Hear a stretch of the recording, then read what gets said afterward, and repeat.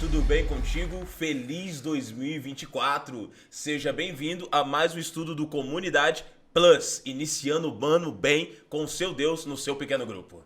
É isso aí, Gabriel. A gente tá junto aqui para começar essa nova temporada de estudos que você vai poder utilizar aí no seu pequeno grupo, na reunião dos jovens da sua igreja. E eu já quero apresentar, já falei aqui, Pastor Gabriel é o nosso líder de jovens da Associação Paulista Central, já deu sua saudação. E aqui do lado está o meu brother, Pastor Yuri, líder de jovens da Paulista Sul. Dá o teu salve aí, parceiro. Valeu, gente. Deus abençoe todos vocês. Uma maravilha a gente poder estar aqui iniciando esse ano em Comunidade Plus. É isso aí. Eu sou o Cândido Gomes, trabalho na União Central Brasileira e aqui do meu lado está o meu amigo Elbert Roger, líder dos jovens da Paulista Sudoeste. Olá, galera. Prazer estar com vocês aqui. É uma alegria, Pastor Cândido, Yuri, Gabriel, poder participar desse momento tão especial que acaba sendo um pequeno grupo, né? Uma comunidade plus aqui no nosso contexto. É isso aí. Agora, Pastor Elbert, mostra pra galera aí o material que a gente vai usar não só hoje, mas em toda essa série, um material especial que tá numa lição que todos eles devem ter lá em casa, né? Perfeito, Pastor Cândido. Na realidade, queridos, todos nós, toda semana, nós estudamos a lição da Escola Sabatina Jovem. Mas a gente não percebe muitas vezes que nós temos aqui, olha, uma sessão especial da nossa lição do PG. Aqui você encontra Comunidade Plus. Você pode utilizar isso aqui nos encontros que você tem quando você não está na unidade, lá na sua classe de Escola Sabatina Jovem. Foi para o pequeno grupo, PG Jovem, use o Comunidade Plus, tá bom? É isso aí, porque como tá na lição da Escola Sabatina, às vezes o pessoal acha, é um apêndice aqui da sexta-feira, vamos discutir já esse tema, mas não. Pode até discutir sábado, mas esse é o tema, o material para você conversar no seu pequeno grupo, na casa, coração aberto, e é sobre isso que a gente vai conversar aqui, não é, Pastor Yuri? É isso aí. Então, eu queria deixar uma dica para vocês para vocês poderem começar o PG de vocês já fazendo um quebra-gelo e fazendo aquele momento ali descontraído. Vocês vão espalhar no pequeno grupo de vocês um papel, uma caneta, pode ser o lápis. Alguma coisa que escreva, você vai botar na mão ali de todo mundo e a gente vai fazer o jogo da verdade. Então, cada pessoa vai escrever 2 mentiras ao seu respeito, 2 coisas que não são verdades ao seu respeito e uma verdade. E todo mundo vai ter que acertar, vai tentar acertar. E a pessoa que acertar mais a verdade sobre a pessoa, ela vai ganhar um prêmio. Aí você decide aí no seu pequeno grupo o que vai ser, se vai ser um chocolate, o que vai ser. E aí você vai e faz isso daí. E a gente já vai começar logo com o nosso texto da semana, dessa nossa lição, que está em João 8, 32, que está escrito: conheceis a verdade, e a verdade vos libertará. É isso aí. A gente estudou ao longo dessa semana um tema muito importante e o Comunidade Plus vai ampliar nossa visão sobre este assunto.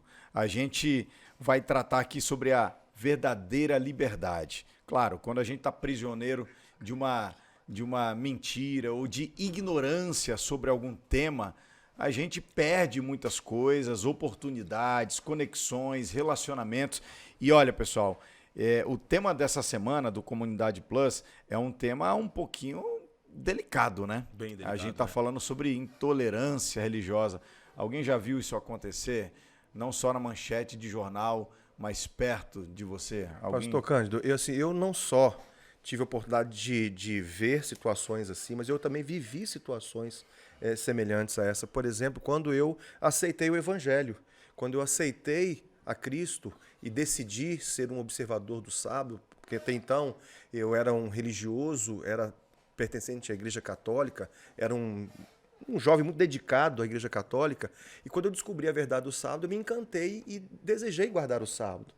E desde então, eu comecei a ter muitas dificuldades, não só no clube, eu jogava futebol, e lá no clube eu comecei a ter dificuldades por causa do sábado, e a diretoria não entendia, meus parentes não entendiam, os amigos também não compreendiam, e muitos, ao invés de me respeitar com relação à decisão que eu estava tomando, criticavam, né? Como se aquilo que eu estava fazendo fosse uma coisa assim, de outro mundo e desconsiderando exatamente tudo aquilo que eu tinha escolhido para minha própria vida.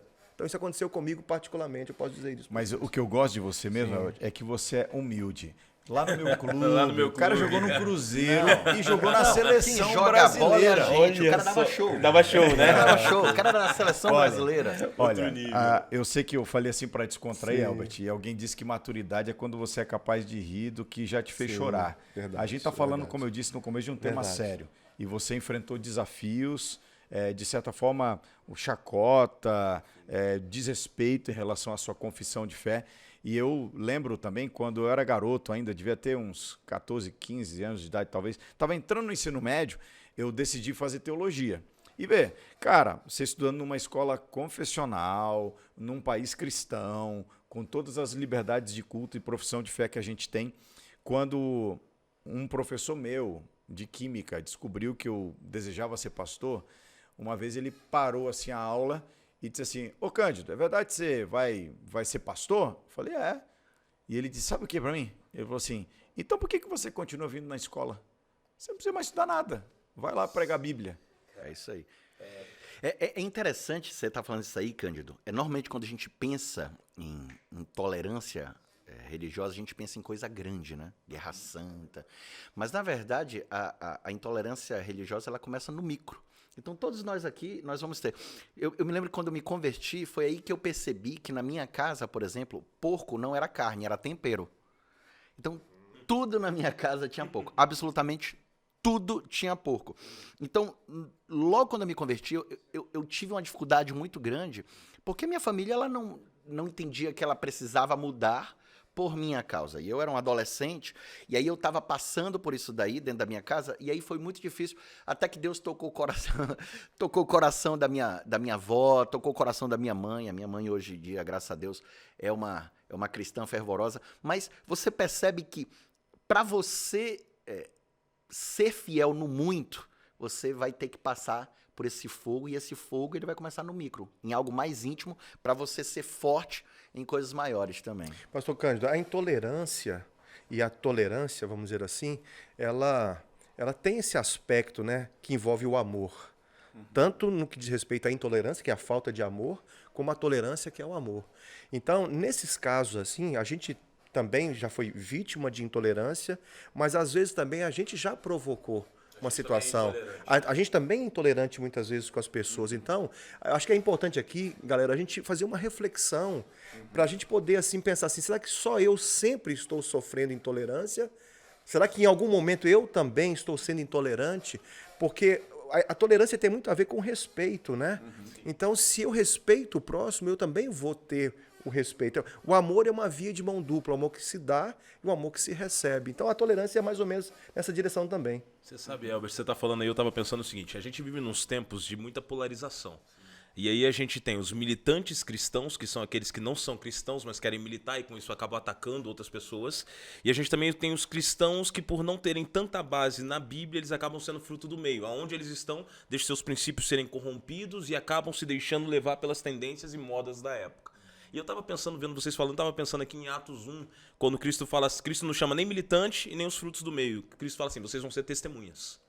Testemunhar é mais forte do que falar, testemunhar é mais forte do que você dizer, testemunhar é você viver. E pela sua vida você fala. Porque Jesus né? te chamou para testemunhar, não para dar opinião. Não para dar opinião. Então, o outro vendo o seu testemunho, ele está sendo impactado. Tanto para o bem na direção de Cristo, como pode ser impactado para o mal na sua intolerância com os hábitos dele e com as crenças dele. E é legal, né? Você está falando aí sobre isso, Gabriel. E agora me veio à mente o seguinte, que quando você fala em testemunha, ou testemunhar, então, quer dizer, Deus está muito mais preocupado em ter testemunho do que pregadores, professores, muito né? Mais, né? E quando você testemunha, você acaba colocando para as pessoas aquilo que de fato você é, não é? Sim. Porque uma coisa é o que você diz, a outra coisa é o que você de fato é.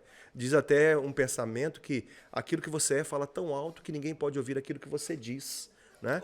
A vida do cristão, ela fala de Cristo, ainda que seus lábios guardem silêncio. Então, o comportamento, a atitude nossa com as pessoas, né, ao nosso redor, no nosso contexto da faculdade, no contexto da família, com os amigos, diz muito daquilo do que é realmente o nosso cristianismo, né?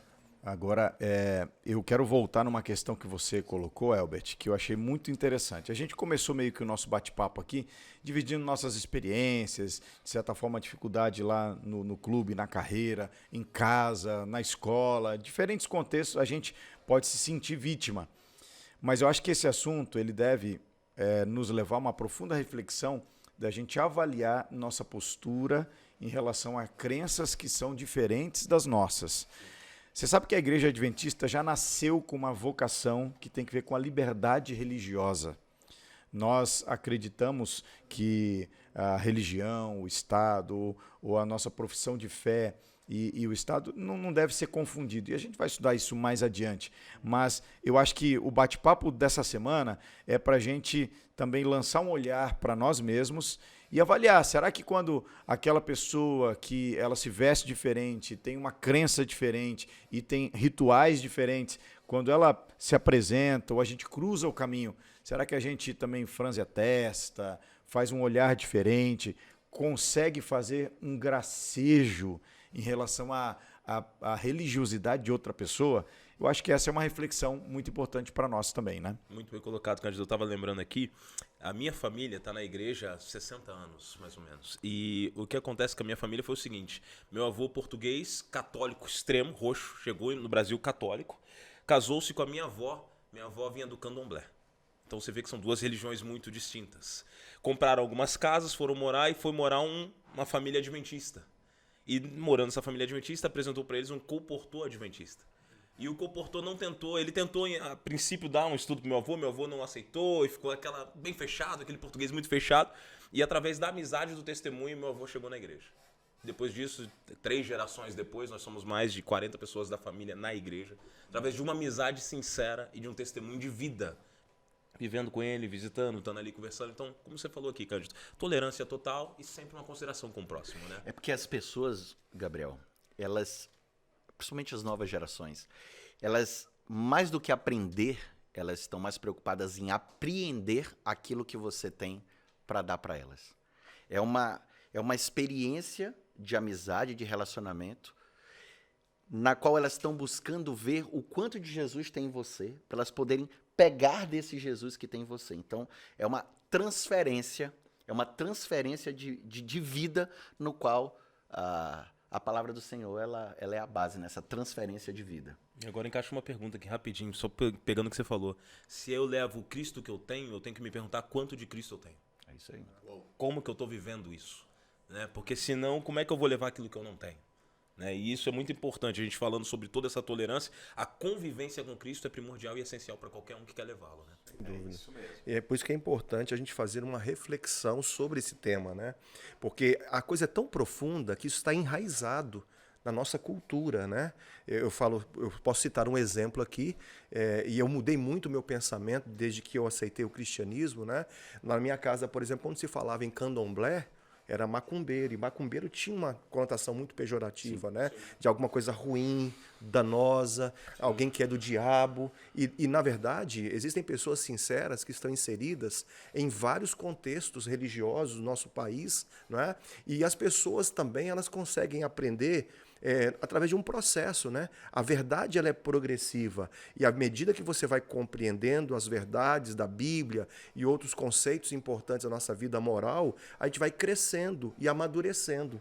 Nós não estamos maduros ainda, não é? Só quando Jesus voltar que nós vamos estar plenamente perfeitos na questão moral, intelectual, mas até lá a gente está sempre aprendendo e sempre alguma coisa nós temos para poder aprender com alguém de uma outra denominação, de uma outra religião e destacar alguns pontos positivos, porque isso é que vai nos unir, né? E vai fazer com que a gente seja motivo de atração para o Evangelho.